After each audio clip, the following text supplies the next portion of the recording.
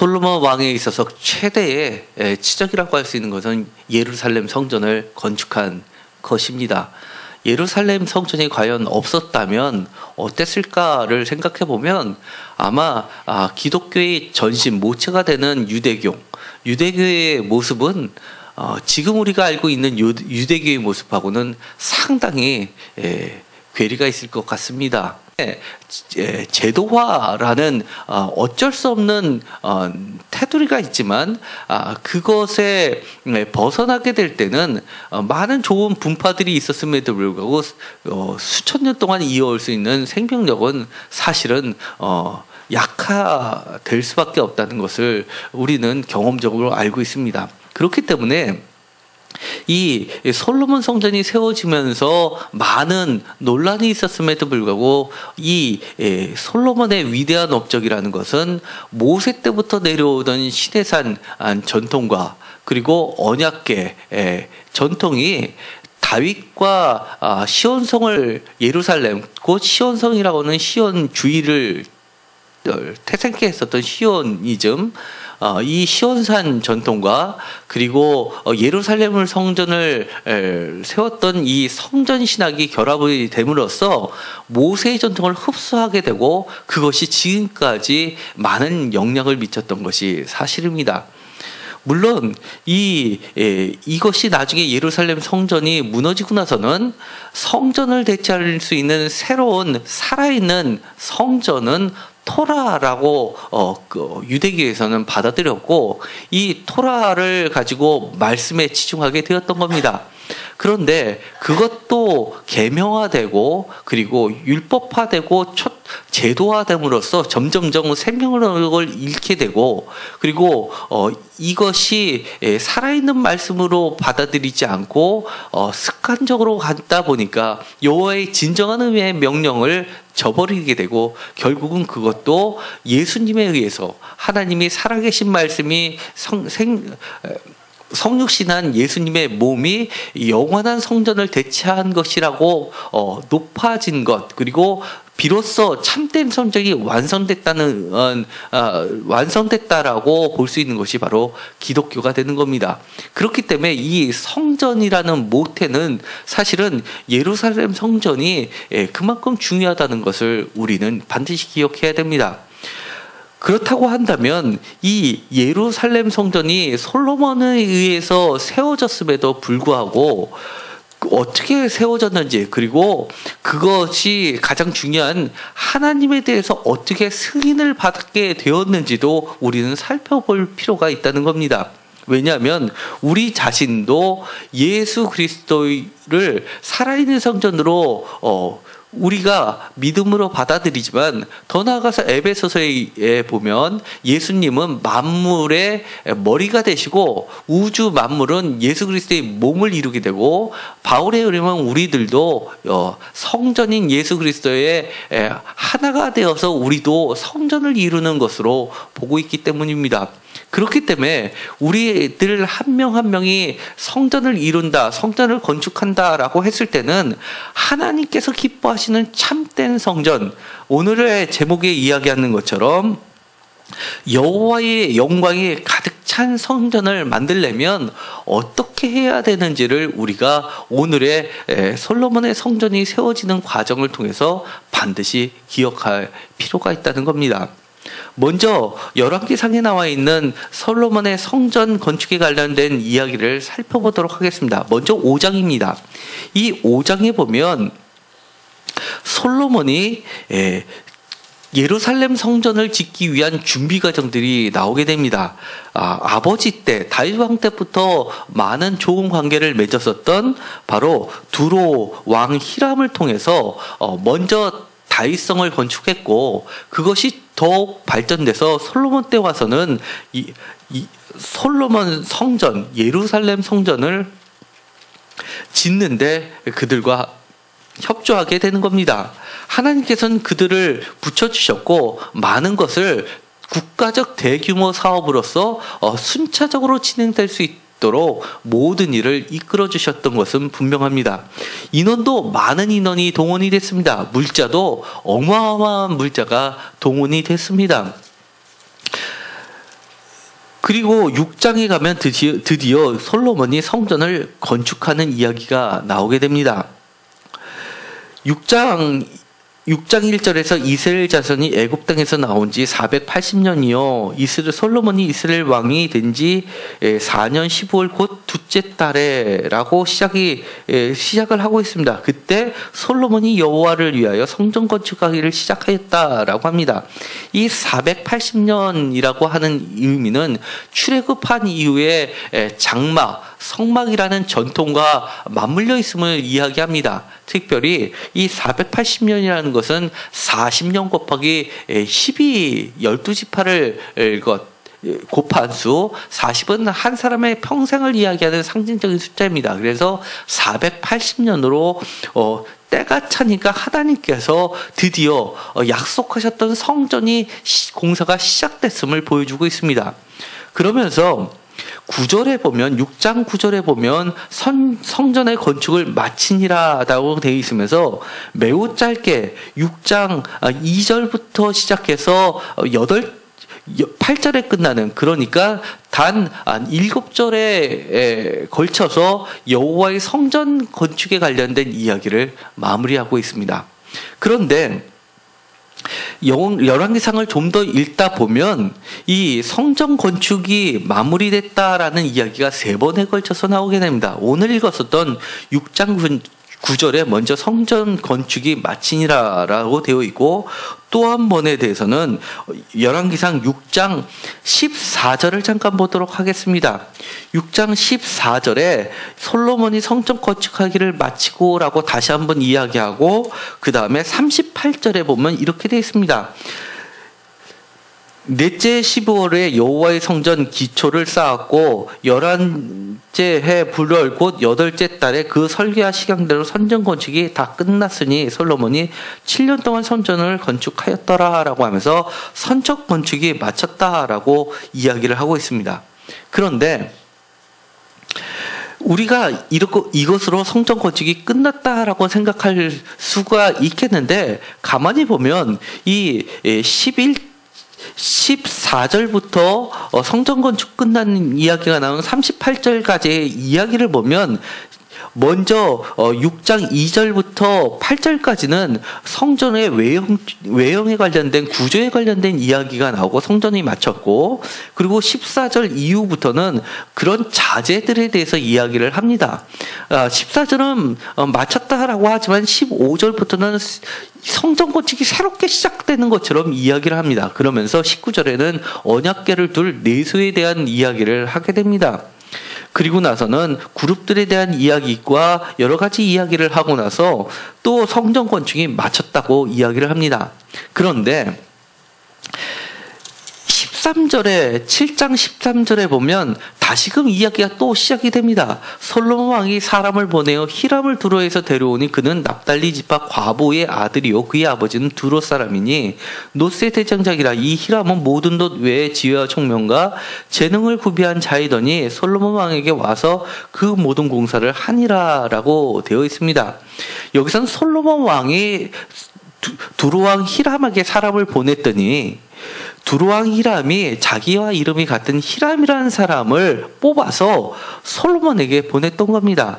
그런데 그는 납달리 지파 과부의 아들이고 그의 아버지는 두로 사람입니다. 이 사람을 통해서 성전 건축을 하기 시작하는 겁니다. 성전 건축이 끝났다고 하는데 다시금 성전 건축 이야기가 새롭게 또 시작이 됩니다. 그러면서 17절에 보면 거대한 성전 앞에 있는 두 기둥 이야기를 합니다. 그것이 바로 야긴과 보아스라라고 하는 상징적인 건물 이야기를, 기둥 이야기를 합니다. 21절에 나와 있습니다.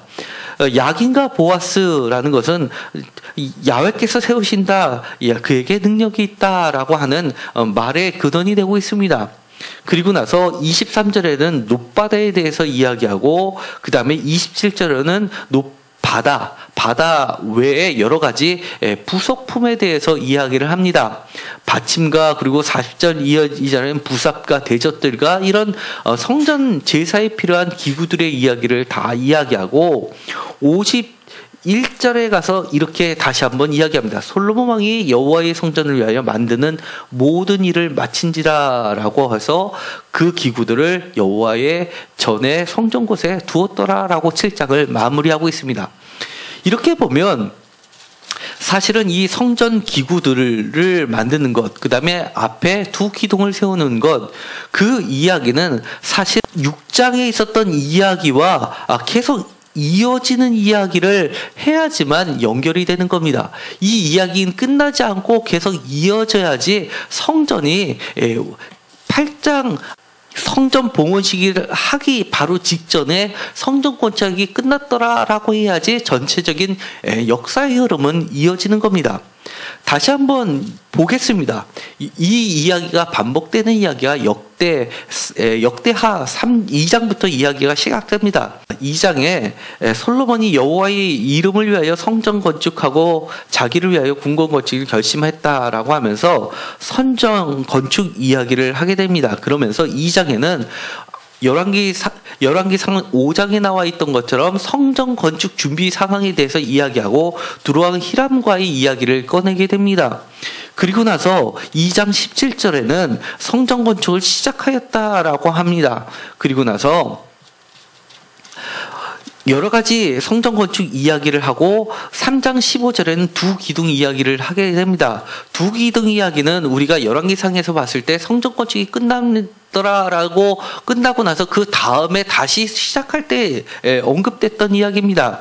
그 다음에 4장에는 기둥 이야기가 끝나고 높바다, 높받침들, 그리고 여러 가지 자재들에 대한 부속품에 대한 거룩한 도구들에 대해서 이야기를 합니다. 그리고 나서 5장에 가서 이렇게 됩니다. 5장 1절에 솔로몬이 여호와의 전을 위하여 만드는 모든 일을 마친지라 라고 하면서 마지막에 하나님이 전 곳간에 두었더라라고 끝내고 있습니다. 다시 이야기하면 역대하 2장부터 준비부터 시작해서 역대하 5장 1절에까지 이 역대하는 성전 건축을 중간에 멈추지 않고 일괄적으로 연속적으로 시간의 흐름상으로 기록해 두고 있다는 겁니다. 그런데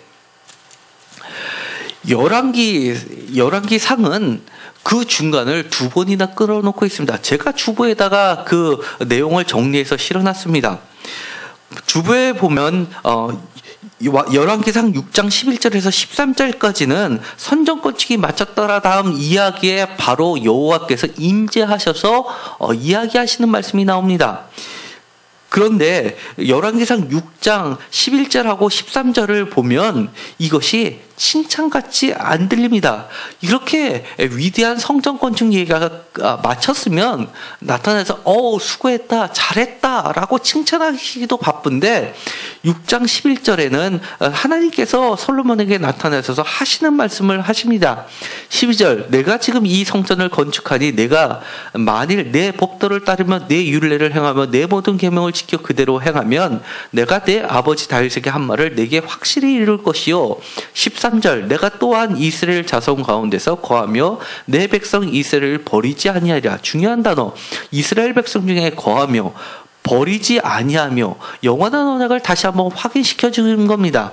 그런데 그 말씀을 확인으로만 그치는 것이 아니라 이것이 성전 건축을 마치고 나서 너 정말 잘했으니 내가 이스라엘 가운데 거하고 그리고 이스라엘 사람을 버리지 않겠다라고 이야기하셨으면 우리가 앞뒤 순서가 맞을 것 같은데 12절에 만일이라고 시작하는 겁니다.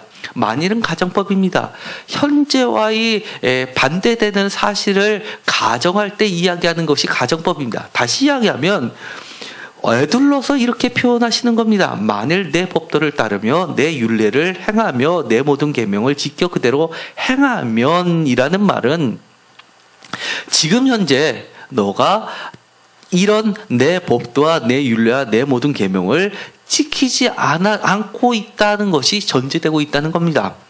그러면서도 이 솔로몬이 이렇게 성전을 짓는 그 열심을 보시고 그나마 하나님께서는 에둘로 표현하시면서 다시 한번 바른 길을 가게끔 영원한 언약을 재확인시켜 주시는 겁니다. 하나님께서는 우리를 자녀처럼 사랑해 주십니다. 마치 심판자가 잘못했던 거를 기다렸다가 너 잘못했어라고 채찍질하는 그 다음에 감옥에 쳐넣고 하는 그런 것이 아니라 하나님의 말을 거실 때의 목적은 잘못했어도 부족해도 은혜를 주시고 바른 길을 가게 하시는 그 목적이 더 큰 겁니다. 그렇기 때문에 솔로몬이 지금 무엇인가 열심히 화려하게 하고 있는데도 불구하고 하나님께서는 그에게 다시 한번 언약을 이야기하고 계시는 겁니다. 그런데 또 한 번 그 이야기를 끊는 장면이 나오게 됩니다. 바로 6장 37절에 성전 건축이 다 끝났으니 솔로몬이 7년 동안 성전을 건축하였더라라고 하면서 다시금 시작되는 이야기 7장 13절부터 이어지면서 야긴과 보아스의 두 기둥 이야기를 하는 그 중간에 7장 1절부터 7장 12절까지 새로운 이야기를 하나 슬쩍 끼워 넣습니다. 7장 1절부터 12절까지 7장 1절에 이렇게 시작합니다. 솔로몬이 자기의 왕궁을 13년 동안 건축하여 그 전부를 준공하니라라고 하면서 이 7년이 다 지났음에도 불구하고 그 뒤에 다시금 성전 이야기를 시작하는 것은 마치 7년이 다 안 끝난 것처럼 그 중간에 13년이라는 기간을 끼워 넣고 있다는 겁니다. 그러면서 그 중간에 있었던 이야기가 솔로몬이 자기의 왕궁을 13년 동안 건축하고 그 전부를 준공한 이야기를 솔로몬의 성전, 하나님의 성전 그 중간에 가로막고 있습니다. 왜 그럴까요? 왜 그럴까요? 다시 이야기하면 그 역대하에 나와 있는 야긴과 보아스의 두 기둥 이야기가 끊어지지 않고 계속해서 나오면서 지성소 다음에 이야기하고 그 다음에 높바다 이야기가 나오고 여러 가지 부속품들의 거룩한 도구들의 이야기할 때까지 끊어지지 않았는데 여기서는 중간에 이렇게 두 번이나 끊으면서 앞에 부분에 있어서는 성전 건축을 단 6절에 걸쳐서 이야기했는데 솔로몬의 왕궁 이야기는 성전이 7년인데 지금은 13년 그리고 6절인데 무려 12절에 걸쳐서 성전 이야기를 더 길고 장황하고 화려하게 하기 시작하셨다는 겁니다. 어느 정도 화려했냐면 9절에 이렇게 이야기합니다. 이 집들은 안팎을 모두 귀하고 닫은 문들로 지었으니 더 나갑니다. 바로 12절입니다.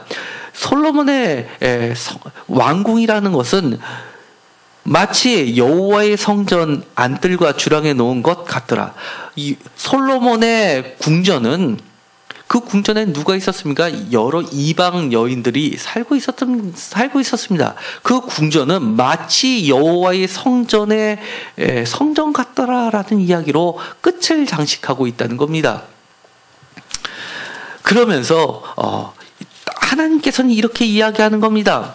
너는 그 전에 계속해서 성전이 건축이 끝났다, 완공했다, 준공했다라고 이야기하던데 나는 그렇지 않다라고 이야기를 하는 겁니다. 성전 건축이 왜 다 끝났냐라고 이야기를 하는 겁니다. 하나님께서는 이렇게 이야기하시고 계시는 겁니다. 7장 열왕기상 7장 51절에 솔로몬 왕이 여호와의 성전을 위하여 만드는 모든 일을 마친지라라고 해서 끝났다라고 하는데 그 뒤에 봉헌식을 합니다. 봉헌식을 하는데 언약궤를 지성소 안에 갖다 놓게 됩니다. 6절에 제사장들이 여호와의 언약궤를 자기의 처소로 떼어 드렸으며 곧 성전에 메어 드렸으며 곧 성전의 내소인 지성소 그룹들의 날개 아래라라고 합니다. 그리고 나서 9절에 이렇게 되어 있습니다. 그 궤 안에는 두 돌판 외에 아무것도 없으니 그것은 역대하에도 나와 있는 겁니다. 출애굽기에 나와 있었던 증거궤 안에는 두 돌판 외에 만나와 메추라기가 들어있던 항아리와 그리고 아론의 쌍난 지팡이가 있었는데 그 둘은 솥이라고 없어졌던 겁니다. 이때는 이 언약궤가 남게 됐습니다. 그것을 갖다 놓게 됩니다. 그리고 나서 10절입니다. 중요합니다. 제사장이 성소에서 나올 때 구름이 여호와의 성전에 가득하매 다시 11절 제사장이 그 구름으로 말미암아 능히 서서 섬기지 못하였으니 이는 여호와의 영광이 여호와의 성전에 가득함이었더라라고 이야기합니다. 마치 하나님께서 임재하시는데 구름 속에서 임재하시는 장면을 보면 모세 때 성막을 짓고 나서 여호와께서 구름 가운데 임재하셨던 그 아름다운 추억이 생각나게 합니다. 그리고 광야에서 구름 기둥과 불 기둥으로 인도하셨던 하나님이 생각이 납니다. 하나님의 임재가 비로소 성전에 가득했다라고 합니다. 어느 때입니까? 솔로몬이 성전 건축을 마쳤더라라고 3번에 걸쳐서 이야기하실 때 여호와의 영광이 성전에 가득한 게 아니라 하나님께서는 그렇게 이야기하시는 겁니다. 아니야, 아직 성전은 다 건축되지 않았어.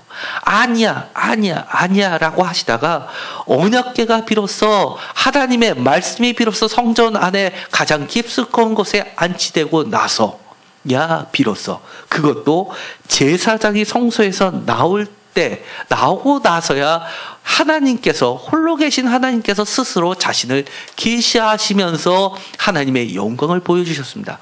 역대하입니다. 다르게 소개하고 있습니다. 역대하를 보도록 하겠습니다. 역대하에선 이렇게 소개를 합니다. 여호와의 영광이 가득했다라는 것이 역대하에도 마찬가지로 나오고 있습니다. 먼저 역대하 5장입니다. 역대하 5장도 마찬가지로 5장 1절에 하나님의 적군간에 두었다라고 합니다. 그리고 나서 5장 2절부터 봉헌식 이야기가 나옵니다. 언약궤를 갖다 넣습니다. 그리고 나서 7절에 제사장이 여호와의 언약궤를 그 처소에 메어 드렸으니 곧 본전 지성소 그룹들의 날개 아래라라고 이야기합니다. 그리고 10절에도 마찬가지로 두 돌판 외에는 아무것도 없다라고 이야기하고 13절입니다. 중요한 이야기입니다. 이 13절에 나팔 부는 자와 노래하는 자들이 일제히 소리를 내어 여호와를 찬송하며 감사하는데 라는데 이 11절하고 이어지고 있습니다. 이때라고 하는 그때 13절에 다시 그때라고 받고 있습니다. 11절에 이때, 13절에 나팔을 부는 자, 노래하는 자들이 일제히 소리를 내어 여호와를 찬송하면서 감사하는 그때 여호와의 전에 구름이 가득했다라고 합니다. 성전 봉헌식을 하면서 찬양을 부르고 예배 중에 하나님의 임재가 가득했다라고 이야기합니다. 더 나아갑니다. 7장입니다. 역대하 7장 1절에 보면 그 전에 6장은 솔로몬의 축복 기도문이 나오는데 이것은 열왕기 상에 있는 솔로몬의 축복 기도보다 더욱 크고 길게 확대를 했습니다. 그리고 나서 솔로몬의 축복 기도가 마치고 나서 7장 1절에 솔로몬이 기도를 마침에 불이 하늘에서부터 내려와서 그 번제물과 제물들을 사르고 여호와의 영광이 그 성전에 가득하니 여호와의 영광이 여호와의 전에 가득함으로라고 합니다. 여호와의 영광이 그 성전에 가득한 때는 7장 1절에는 어느 때라고 이야기하냐면 솔로몬이 기도를 마칠 때 불이 하늘에서 내려왔다. 마치 엘리야의 사건이 생각나게 합니다.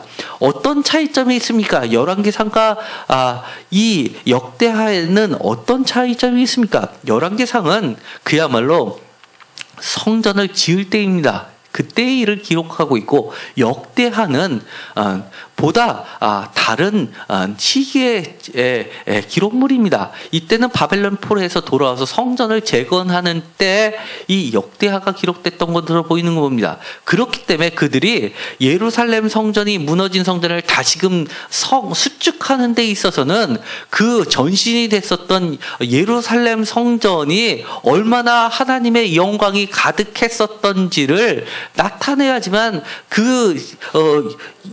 무너진 성전을 다시금 재건하는데 동참할 수 있는 의의를 제공하는 겁니다. 그렇기 때문에 솔로몬이 기도를 드릴 때 그리고 사람들이 예배 드리고 찬양을 부를 때 그때 여호와의 임재가 나타났다고 이야기함으로써 이들도 찬양을 드리고 예배를 드리며 그리고 기도를 할 때 여호와의 임재가 함께 함께하는 그 성전을 재건하자고 재건의 목적이 있는 겁니다. 그런데 보다 역사적인 사실이라고 할 수 있는 열왕기 상해 기록을 보면, 더 오래된 기록을 보면 하나님은 보다 출애굽 전통에 가까이 서심을 보게 됩니다. 출애굽 전통이 무엇입니까? 고정화되어 있지 않고 고착화되어 있지 않고 자유롭게 활동하시는 하나님을 그리고 있습니다. 그렇기 때문에 하나님의 영광이 가득할 때는 이렇게 제사장이 가까이 있을 때가 아니라 멀리 떨어져서 경외할 수밖에 없는 위치에, 제사장이 성소에서 나올 때 하나님께서 스스로 혼자 계실 때 스스로 영광을 드러내시는 것으로 기록하고 있습니다. 뿐만 아니라 우리가 너무나도 그동안 교회에서 많이 들어왔던 것, 야긴과 보아스의 이 성전기들을 보면서 하나님을 높여드렸는데, 사실 그 두 양식은 예루살렘을 포함해서 이스라엘의 전통 가운데는 없던 양식입니다. 이것은 페니키아 지역에 있었던 이방 신전에 있었던 양식입니다. 지금까지 발견된 고고학에 보면 주전 10세기 때 것든 아직까지 성전이 이 시리아 지역에서도 발견되지 않았는데, 주전 9세기 때, 솔로몬은 주전 10세기 사람입니다. 주전 9세기 때 발견된, 시리아에서 발견된 성전이 있는데, 그 성전은 예루살렘 성전하고 거의 동일합니다. 그런데 거기는 하나같이 다 그 앞에 성전 입구 앞에 2개의 기둥이 있었습니다. 그리고 성막의 구조는 이중 구조로 되어 있습니다.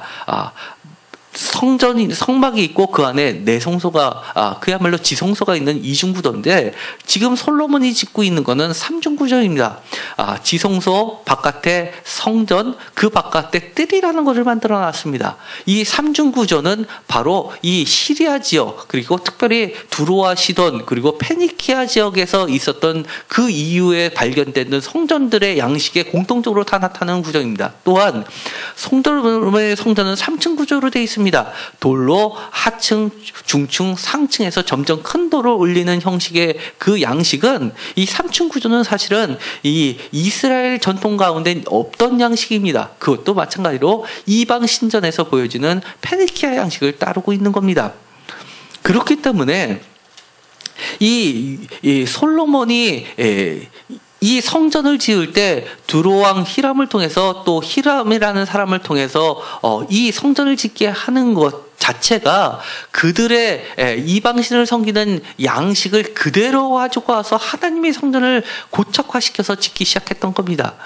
그렇기 때문에 하나님께서는 무엇인가 집을 짓는다는 건, 나는 자유로운데 무엇인가 집을 짓고서 왕권을 안정화시키려는 그 마음 가운데 있는 솔로몬에게 경고의 말씀을 하시고 계십니다. 성전을 다 짓기도 전에 중간에, 사실은 역사적 순서라는 것은 성전을 7년을 다 끝나고 나서 솔로몬 궁에 대해서 이야기하는 게 그 뒤에 기록되는 것이 맞는데도 불구하고, 열왕기상은 그 중간에 앞뒤가 안 맞게 뚝 잘라서 중간에 배치를 해놓고 있습니다. 왜냐하면 이거는 역사서가 아니라 예언서이기 때문입니다. 예언서는 우리의 교과서에서 보이는 역사의 시간순으로 이 역사를 기록하지 않습니다. 하나님의 관점에 의해서, 하나님의 시간의 흐름상으로 이것을 기록하는 것이 바로 예언서라는 겁니다. 그렇기 때문에 하나님의 관점에서는 지금 솔로몬이 성전을 짓고 있는데도 불구하고 이미 그 마음 가운데는 이 성전이 끝나고 나서 더 큰 마음이 여호와의 전과 같고 더 크고 아름다운 돌로 가득 채울 자신의 궁에 대한 생각으로 가득 차고 있는 그 마음을 꼬집고 있는 겁니다. 그렇기 때문에 이 예언서의 정신에 하나님의 영에 감동되어서 기록되어 있는 열왕기 상에 나와 있는 성전 건축의 참된 의미가 보다 우리가 집중해야 될 필요가 있다는 겁니다. 뿐만 아닙니다. 우리가 재롱장치를 합니다. 부모의 심정이 어떻습니까?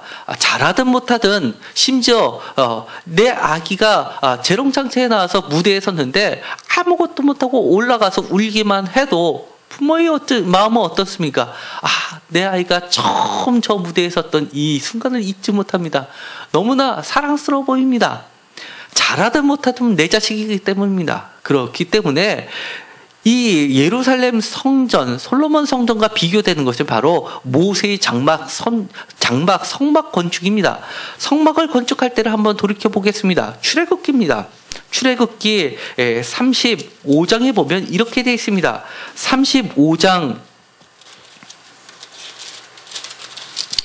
30절에 모세가 이스라엘 자손에게 이르되 볼지어다 여호와께서 유다 지파 훌의 손자요 우리의 아들인 부살레를 지명하여 부르시고 31절 하나님이 영을 그에게 충만하게 하여 지혜와 총명과 지식으로 여러 가지 일을 하게 하시되 금과 은과 노수로 제작하는 기술을 고안하게 하시며 보석을 깎아 물리며 나무를 새기는 여러 가지 정교한 일을 하게 하셨고 34절 또 그와 단지파 아히사막의 아들 오홀리압을 감동시키사 가르치게 하시며 지혜로운 마음을 그들에게 충만하게 하사 여러 가지 일을 하게 하시되 조각하는 일과 세공하는 일과 청색, 자색, 홍색 실과 가는 배실로 수놓는 일과 짜는 일과 그 외에 여러 가지 일을 하게 하시고 정교한 일을 고안하게 하셨느니라 라고 기록하고 있습니다. 두 사람입니다. 부살렐과 오홀리압입니다. 부살렐은 하나님께서 지켜주신다. 오홀리압은 여호와의 아버지의 장막이라는 뜻입니다. 그러니까 처음부터 오홀리압은 태어날 때부터 하나님의 장막을 성막을 짓기 위해 선택받은 사람처럼 우리는 받아들일 수 있는 겁니다. 그리고 부살렐은 어떤 사람입니까? 할아버지가 바로 그 유명한 아론과 훌 할 때 그 훌입니다. 아말렉과의 전투에서 모세의 팔이 떨어질 것을 두려워해서 한 손에는 아론이 한 손에는 훌이 두 손을 잡고 기도하는 손을 만들었던 그 위대한 지도자의 손자 입니다. 어릴 때부터 하나님의 말씀으로 교육받고 양육받은 사람이 이 성막을 만드는 데 있어서도 우두머리 역할을 합니다. 그런데 우리의 자녀들 가운데서도 하나님의 전을 만들려고 하면 얼마든지 하나님께서 지혜를 주셔서 그것을 하실 수도 있는데도 불구하고 그리고 또 그 재료도 하나님이 자기가 택하신 그 지역에서 땅에서 충분히 어떤 재료를 써서라도 가장 아름답게 건축하실 수 있음에도 불구하고 이 솔로몬은 그렇게 생각하지 않았던 겁니다.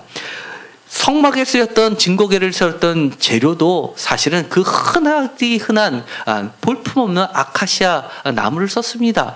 아주 잡목에 가깝지만 어쨌든 단단하기 때문에 틀어지지 않기 때문에 그 재료를 썼던 겁니다.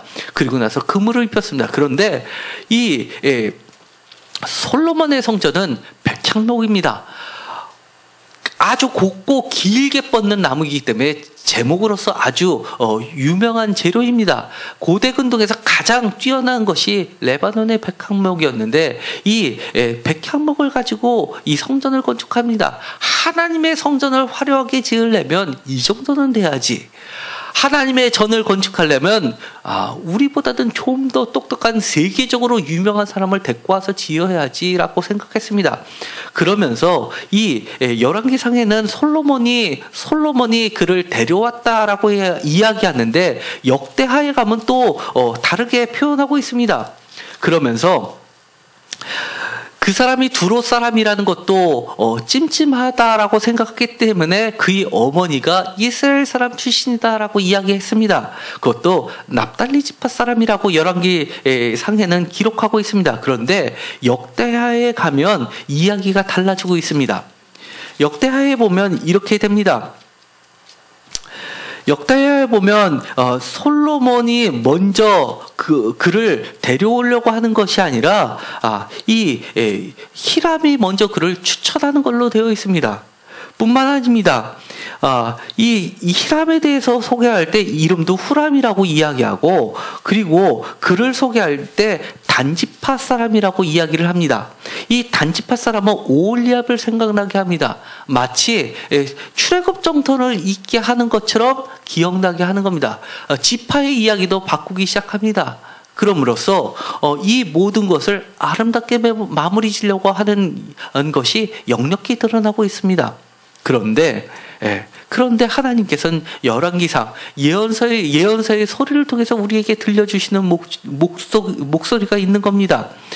이 역대상에서는 슬쩍 지나가는 말이 있습니다. 솔로몬 궁전에 대한 이야기는 단 한 절에 그치고 맙니다. 역대하 8장입니다.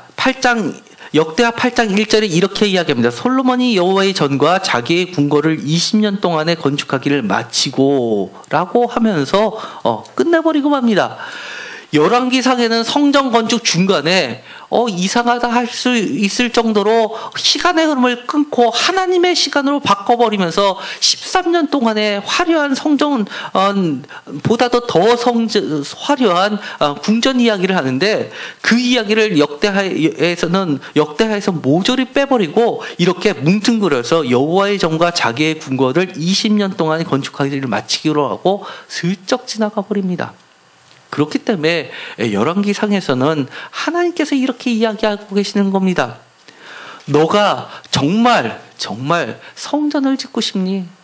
그 성전은 과연 어떤 성전이기를 원하니? 이 성전을 지어서 어쩌려고? 라고 이야기하는 겁니다. 내가 이스라엘 가운데 있었던 거는 성전이 없었어도 과거의 모세 때부터 성막을 통해서 항상 내가 너희들 가운데 같이 있었는데 이제 와서 왜 갑자기? 라고 이야기하시는 겁니다. 그러면서 너는 끊임없이 성전 건축이 마쳤다라고 3번이나 이야기를 하지만, 그럼에도 불구하고 나는 진정한 성전의 건축이 마친 시점은 화려한 백합목이 아니라 커다란 두 기둥이 아니라 여호와의 언약궤가 하나님의 성전 가장 깊은 곳에 가 안치되고, 그리고 그것을 언약궤의 말씀을 좌지우지하고 싶어하는 사람의 손도 다 떠난 그 시점에야 비로소 나는 이때 비로소 성전이 완성됐다라고 선언하시는 겁니다.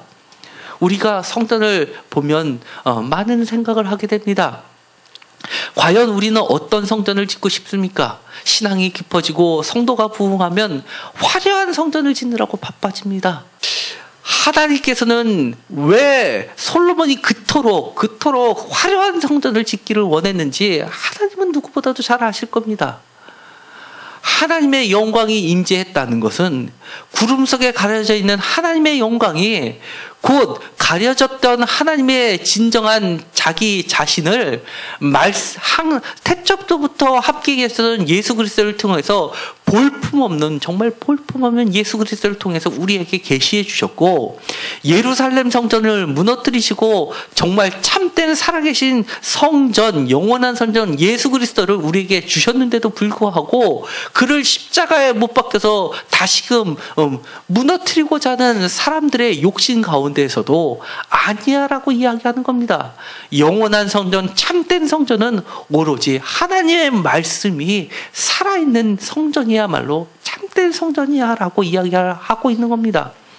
우리에게 누군가가 물어본다면, 누군가가 여러분에게 어떤 성전을 짓고 싶냐라고 물어본다면 여러분은 어떠한 성전을 짓기를 원한다고, 어떠한 성전을 설계하기를 원한다고 이야기하시겠습니까?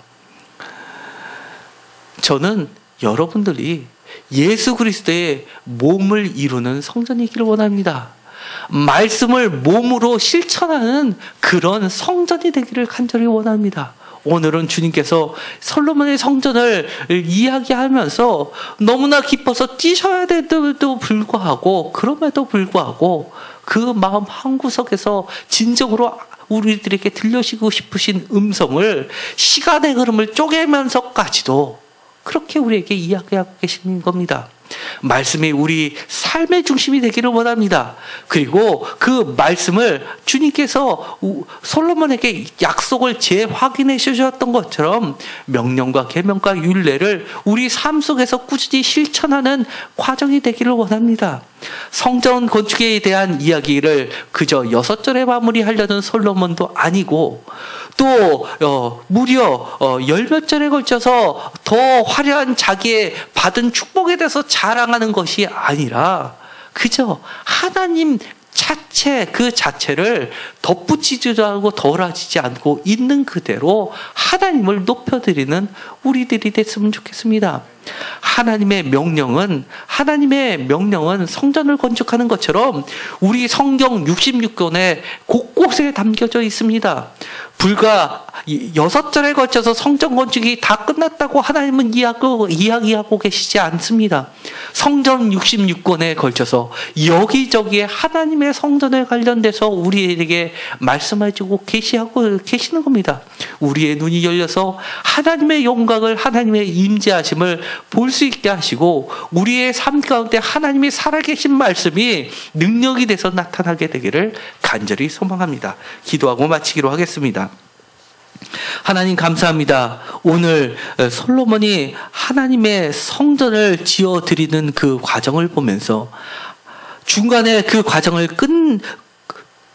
깨시면서까지도 하나님께서 나타나셨던 그 말씀을 우리가 귀담아 들을 수 있게 하여 주옵소서.